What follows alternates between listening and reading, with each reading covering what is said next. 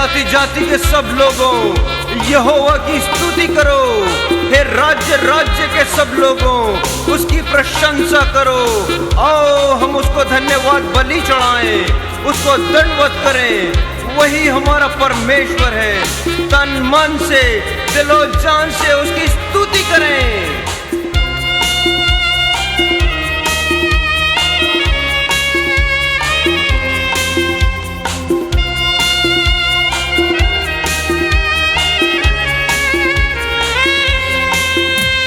Hallelujah स्तुति गाए हम, यीशु की स्तुति गाए हम। हालेलुया स्तुति गाए हम, यीशु की स्तुति गाए हम। Hallelujah hallelujah hallelujah hallelujah hallelujah hallelujah. Hallelujah स्तुति गाए हम, यीशु की स्तुति गाए हम। हालेलुया स्तुति गाए हम, यीशु की स्तुति गाए हम।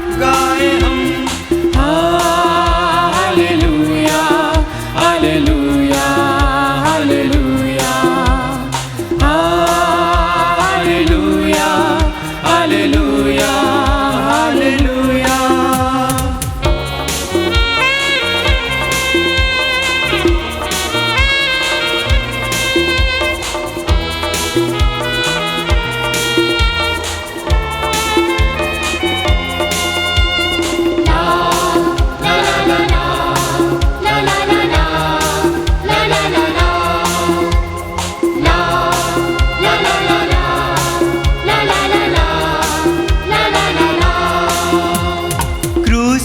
बलि द्वारा अपना लहू बहाया। क्रूस पे बलि द्वारा अपना लहू बहाया। पाप को हटाकर साफ है किया, हमें बचा लिया। पाप को हटाकर साफ है किया, हमें बचा लिया। हालेलुया स्तुति गाए हम, यीशु की स्तुति गाए हम। हालेलुया स्तुति गाए हम, यीशु की स्तुति गाए हम। हालेलुया हालेलुया हालेलुया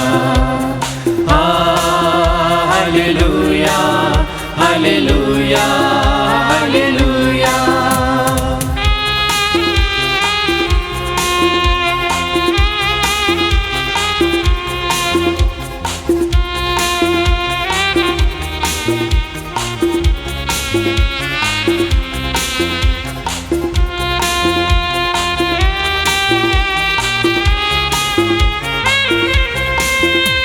सदा मैं स्तुति करूँगा और सदा तुझे याद करूँगा। सदा मैं स्तुति करूँगा और सदा तुझे याद करूँगा। तेरी आत्मा पाके तेरी इच्छा जान के आगे ही बढ़ता रहूँगा। तेरी आत्मा पाके तेरी इच्छा जान के आगे ही बढ़ता रहूँगा। हालेलुया स्तुति गाए हम, यीशु की स्तुति गाए हम। हालेलुया स्तुति गाए हम, यीशु की स्तुति गाए हम। Hallelujah hallelujah hallelujah hallelujah hallelujah hallelujah hallelujah hallelujah hallelujah.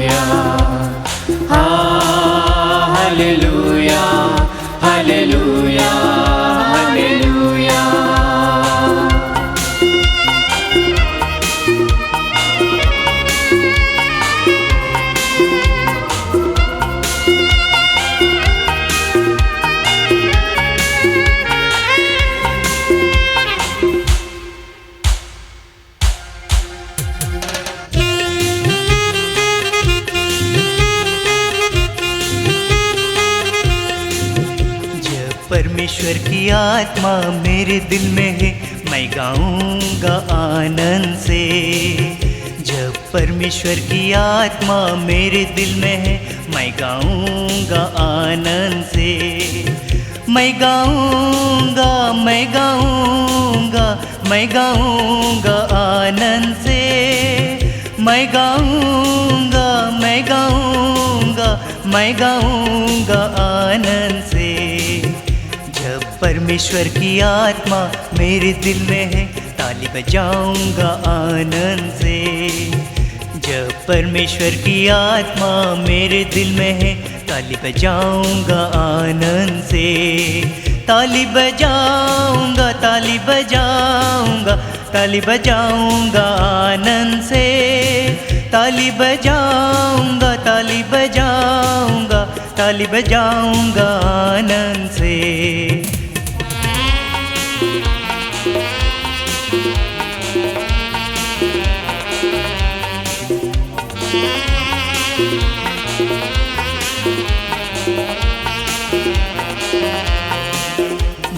परमेश्वर की आत्मा मेरे दिल में है, स्तुति करूंगा आनंद से। जब परमेश्वर की आत्मा मेरे दिल में है, स्तुति करूंगा आनंद से। स्तुति करूंगा, स्तुति करूंगा, स्तुति करूंगा आनंद से। स्तुति करूंगा, स्तुति करूंगा, स्तुति करूंगा आनंद से। परमेश्वर की आत्मा मेरे दिल में है, मैं नाचूंगा आनंद से। जब परमेश्वर की आत्मा मेरे दिल में है, मैं नाचूंगा आनंद से। मैं नाचूंगा, मैं नाचूंगा, मैं नाचूंगा आनंद से। मैं नाचूंगा, मैं नाचूंगा, मैं नाचूंगा आनंद से।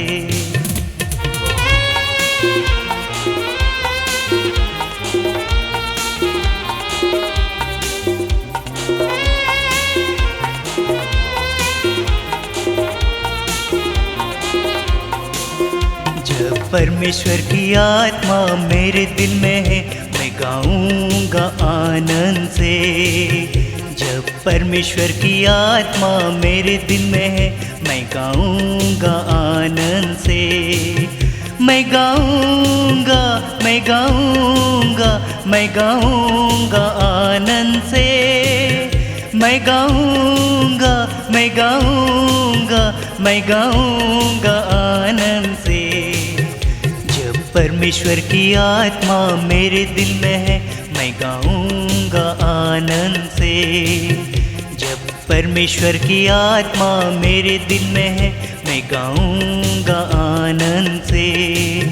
जब परमेश्वर की आत्मा मेरे दिल में है, मैं गाऊंगा आनंद से।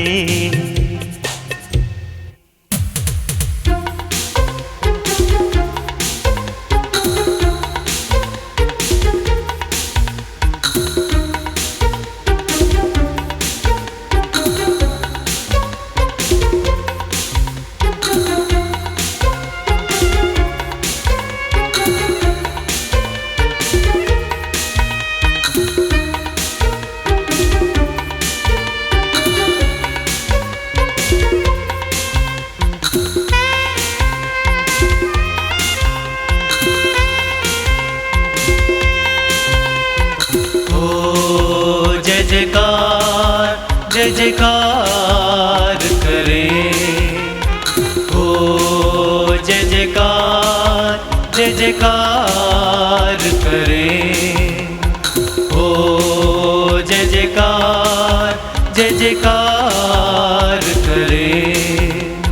हो जय जयकार, जय जयकार करें।